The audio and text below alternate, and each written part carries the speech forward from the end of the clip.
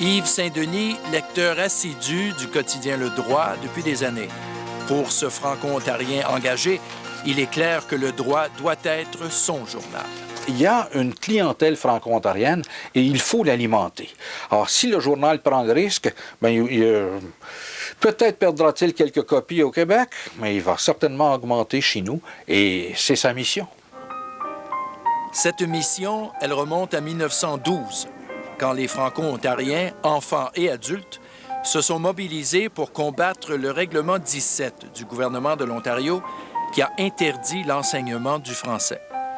Les francophones ont répondu par la presse en fondant un journal, Le Droit, publié pour la première fois le 27 mars 1913. Un premier numéro de 4 pages qui coûte 1 cent et qui a pour devise « L'avenir est à ceux qui luttent ». L'entreprise naissante s'installe dans un garage du marché Baille au centre-ville d'Ottawa.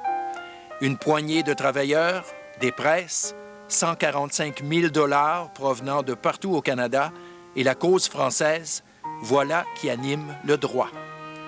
L'Église a marqué les débuts du droit. Son premier directeur, le père Charles Charlebois, était membre des Oblats de Marie-Immaculée. La foi était gardienne de la langue, et réciproquement, la langue était gardienne de la foi. Le droit prend de l'expansion au fil des ans et le tirage augmente. 9 000 abonnés en 1917, plus de 11 000 lecteurs en 1927, année où le règlement 17 est aboli. Malgré la crise économique des années 30, qui fait grossir le nombre de chômeurs, le droit réussit à traverser ces années difficiles. La Deuxième Grande Guerre pousse le droit à s'ouvrir sur le monde.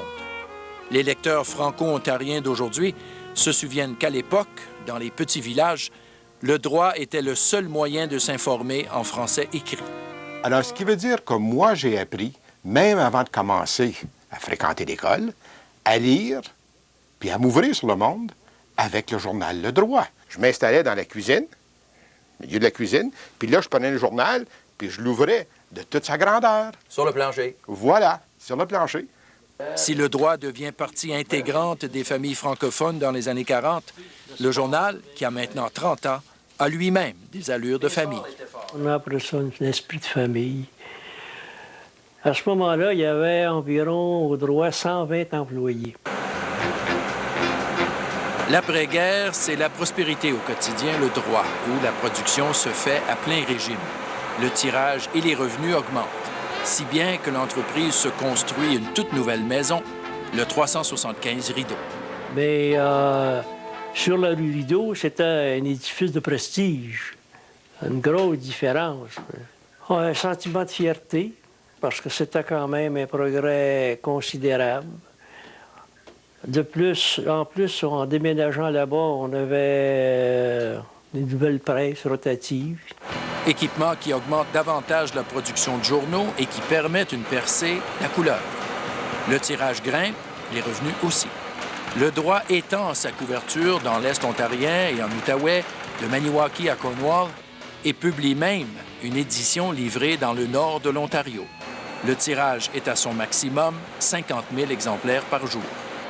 60 ans après la fondation du journal, les prêtres oblats dirigent une entreprise rentable, moderne, aux revenus croissants.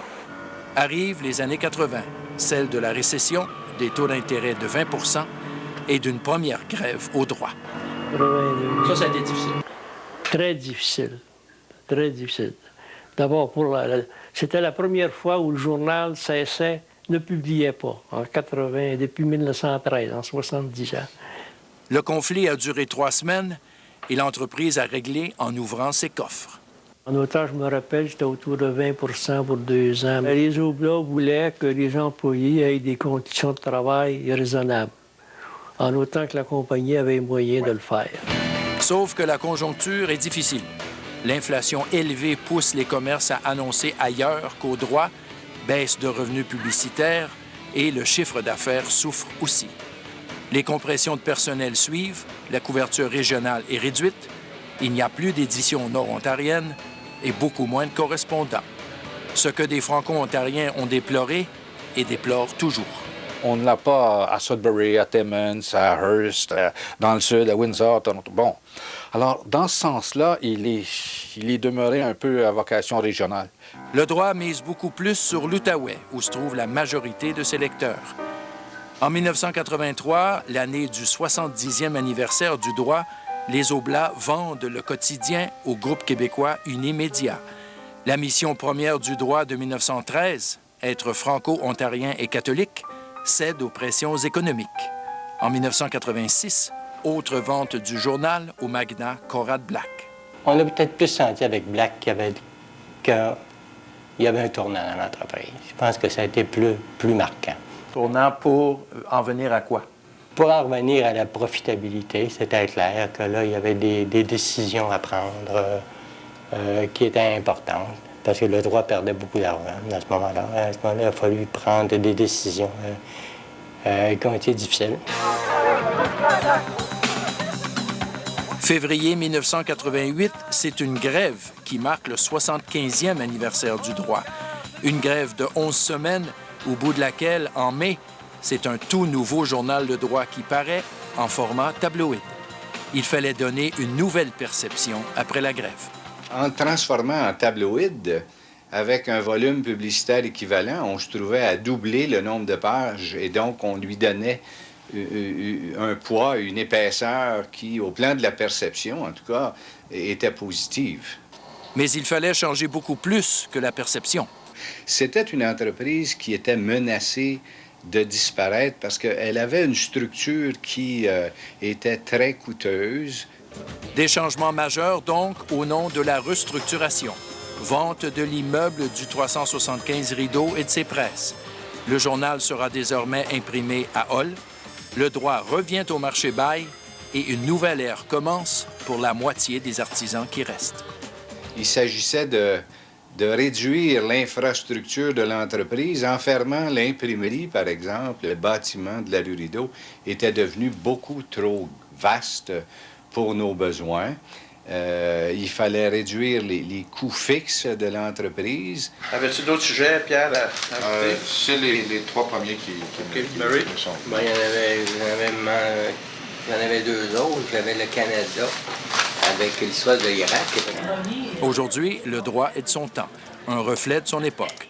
La technologie de pointe et l'informatique assurent la production du journal, toujours imprimé en Outaouais. Le contenu est majoritairement québécois, le gros de sa clientèle aussi. Les Franco-Ontariens demandent quand même au droit de risquer de couvrir chez eux. Puis, essayer d'aller chercher cette clientèle.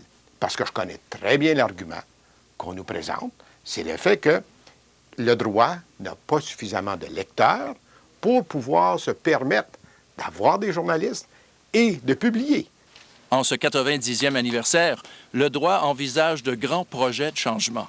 Nouveaux aménagements physiques, nouveaux équipements, couverture journalistique accrue à Toronto et à Québec avec un plus grand accent mis sur la politique. Le droit veut se donner un nouveau statut. On voudrait faire passer le droit d'un journal régional fort à un journal de capitale qui va toujours conserver une présence régionale forte également. Parce que je pense qu'on parle beaucoup plus de globalisation actuellement dans l'ensemble. On a besoin d'avoir une vision du monde en général. Donc, on veut que le journal reflète cette actualité-là, régionale, nationale et internationale également. Le droit espère ainsi attirer de nouveaux lecteurs qui se trouveraient davantage chez les décideurs, tant économiques que politiques.